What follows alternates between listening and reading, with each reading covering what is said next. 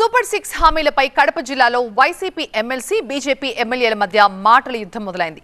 Super 6 హామీల అమలుకి మరో 5 ఏళ్లు ఎదురు చూడాలి అన్న వైసీపీ ఎమ్మెల్సీ రాము సుబ్బారెడ్డి కామెంట్స్ కి కౌంటర్ ఇచ్చారు బీజేపీ ఎమ్మెల్యే ఆదినారాయణ రెడ్డి.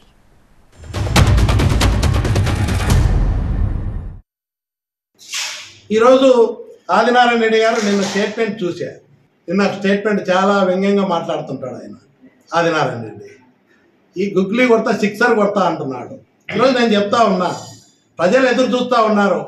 మీరు ఇచ్చినటువంటి సూపర్ 6 కొడతారా లేదా కూటమి ప్రభుత్వము?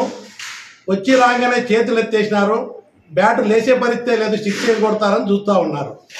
మీరు సూపర్ 6 అమలు చేస్తామన్నారు. జనాలు నన్ను అడుగుతున్నారు, అయ్యా సూపర్ 6 అన్నారు, అసలు ఈ బ్యాటే లేయట్లేదు, 6 ఎప్పుడు పోతుంది అని. ఈ 5 ఏళ్ళు ఎదురు చూడాల్సిన పరిస్థితేనా? మీరు ఏమన్నా 6 కొట్టే పరిస్థితి ఉందా? ప్రజలకైతే నమ్మకం లేదు.